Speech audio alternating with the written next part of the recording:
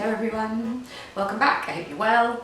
Today is fabric haul day, so I'm just going to show you some of the things that I've got planned for the next little while. I'm refusing to commit to a timescale, having completely failed to meet one for the last 3 months. But this is what I've got planned over the next few weeks, my next few makes certainly, one of which I think is probably going to take a little while, and I will do a similar thing to that I did with the silk dress and show you the stages that I go through to get there. As I mentioned before, I'm trying to spend time making fewer items but making them better and to a higher quality. So there isn't as much here as there would have been in previous videos, but I think I'm covering all the bases in terms of both spending time making good stuff and then also designing a few things myself, which I mentioned in my last vlog. So let's get stuck in. The first thing to show you, I can't hold the fabric up because I've already cut it up. Well, I can show you this scrap. This tiny little scrap that I have. But I will, you can see it in close-up. This is a fabric that I found at the Knitting and Stitching show. And I was just about to walk out and did that dangerous thing of looking at someone and they were buying this, and I thought, oh dear, I'm going to have to get some of that because it's beautiful. It's a very unusual fabric. I think it has to be polyester, I don't know what else it could be. It's got a slight stretch, it's sueded, and it's got this beautiful feather leaf type motif all over it in gorgeous autumnal colours. It's just my palette on a plate. And because it's got a little bit of stretch, I'm not entirely sure what I'm going to do with it. I'm thinking about making a heather dress. So Over it recently released their heather dress as a pattern, as a PDF pattern to download rather than just being a class, and I've always really liked it, so I'm going to try it with this. I can't tell whether it's going to be a bit too lightweight, but we'll see how we go. I actually bought it in 2 colourways. I've got it in a sort of one that's more purple, pinky, creamy as well, and that I haven't decided what I'm going to do with yet. So if the heather dress doesn't turn out quite the way it should, then I've always got a backup plan. But that's the first one. The second one you've actually already seen, but in a made-up item. So this is the wool I got sent from Abercan to make my Simple Sew skirt that you'll have seen in last week's vlog. And I just thought I'd show you the fabric. I've got lots left, and here it is. I just wanted to give you a bit of a sense of the weight of it, because it is quite heavyweight, it's quite thick, and as I said before, it's almost felted and it's very densely woven, but it's actually got a little bit of drape to it. And I think it's beautiful. It's also this lovely, sorry I'm picking bits off it because it's covered in crap. It tends to be in my house, it's covered in things. I never know where they come from, but things. But it's this beautiful rust colour, and as you can see, I mean this is looking rather lovely. It goes with so many things because my palette very much has this as a sort of base tone. So this almost acts like a neutral for me. It's like almost like a black would be for someone else. So I want to make something staple with it. And what I'm thinking I might do is, I've got a couple of craftsy courses that I bought ages ago and never did anything with. And so I've decided I should really actually pay attention and do some stuff with them. So what I'm thinking is I might try and make this jacket, which is the Butterick B4610, and there is a course on Craftsy where they use this pattern to show you more sort of tailoring techniques that you can use with the jacket. So rather than just being the straight version that comes in the pattern, you use sort of hand stitching techniques and tailoring to add more structure to it and give it more weight, which is right up my alley. And given I've got this left and I don't have a sort of smart-ish blazer type jacket, because it would look gorgeous with jeans as well in these colours, I think I might try and do this one. So this is going to be one of my longer term makes because it's going to take a while. It requires me to obviously make a toile first and get the fit right, but then the actual construction is quite involved because it involves quite a lot of couture techniques. So the next one is a fabric I got at the Sew Over It remnant sale when I was there a little while back. And I just love this. There is I can't remember how much of it there is. This is a jersey. I think it's a cotton jersey. With this lovely sort of ferny botanical print all over it in these lovely colours. It's just really lovely quality. Sew Over It always have really lovely quality fabrics. Basically everything I get from there is always great, and there's definitely enough to make a top here. I don't know if it will stretch to a skirt, but, a dress. But I think it would look lovely as a top.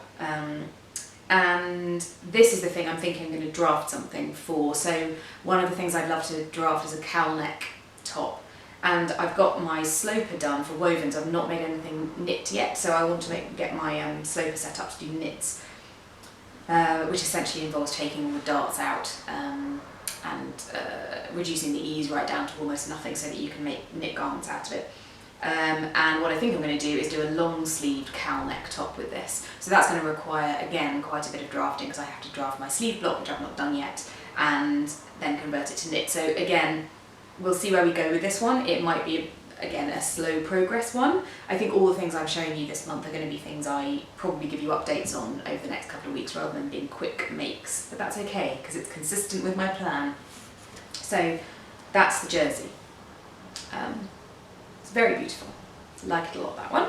And as I said, it was in the remnant sale, so I'm afraid it's probably not available anymore from Sew Over It. But they always have lovely things, and they've actually got really great jerseys at the moment because they've brought out quite a lot of knit patterns recently, so they've really upped their stretch fabric stock, which is super. So yeah, if you want good quality stuff, they're a really good place to go. As is Girl Charlie, who do amazing stretch fabric. So if you've not looked at them, Charlie with a double E on the end, not IE, they're a great place to go. So Over It Stretch.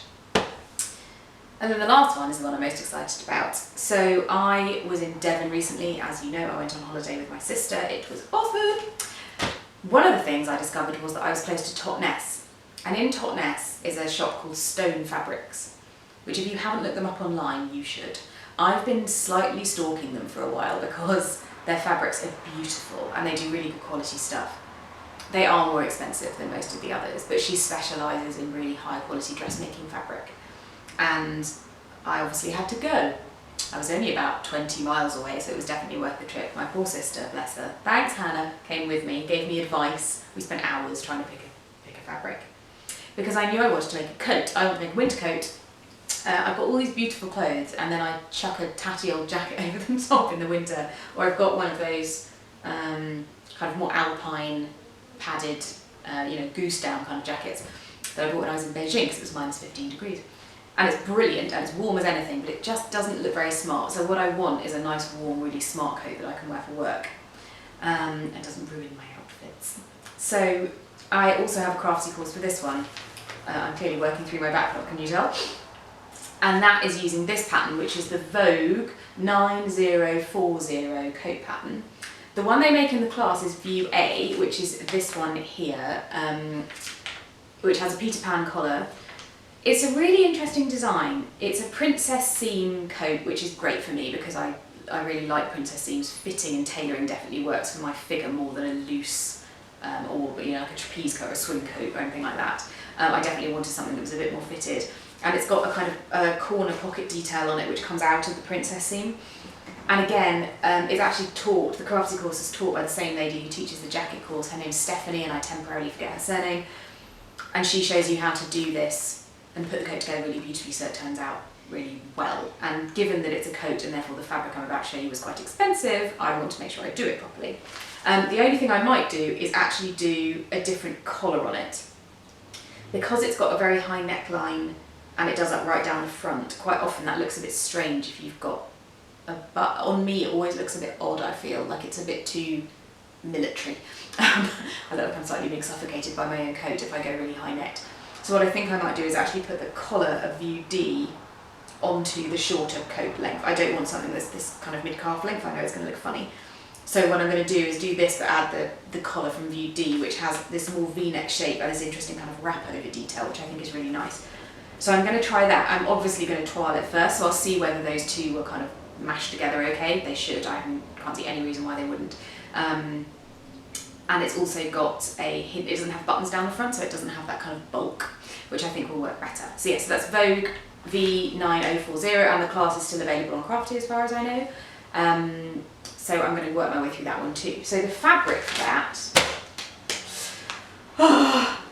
is so beautiful. Is this. It's so pretty. Makes me want to cry. It is wool tweed woven in the Shetland Islands, which is a little group of islands north of the UK. If you are not, sorry, I believe they're in the UK. Oh, hang on, United Kingdom normally involves islands. Yes, they're probably in the UK. They're off the north coast of Scotland. Very cold, but with very good sheep. It's a little bit like merino sheep. They're in the really cold, so the sheep there was really good. So I was so pleased. She was saying to me, the lady who runs the shop, that she's managed to find a really good suppliers of UK made fabric, which is so lovely because you just don't find it that often. Most of the stuff is imported. So it's this beautiful tweed colour. It's quite loose weave.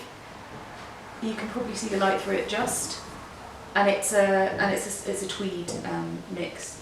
It's just beautiful. I love the colour. It's great.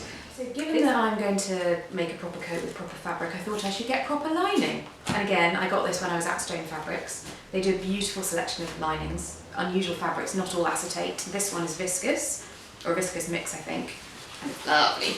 So this is it. It's a herringbone, so the pattern is a herringbone, and then it has a spot running through it, so double whammy on the patterning. And it's this silver viscose rayon mix. It's lovely, and I just think it looks so pretty. Considered going really bright. We talked to the lady in the shop about having like bright orange or something, and I just decided no. And the orange was more of an acetate style lining, and I knew I wanted something a little bit special. Sorry, being taken over by my fabric when I'm trying to do it.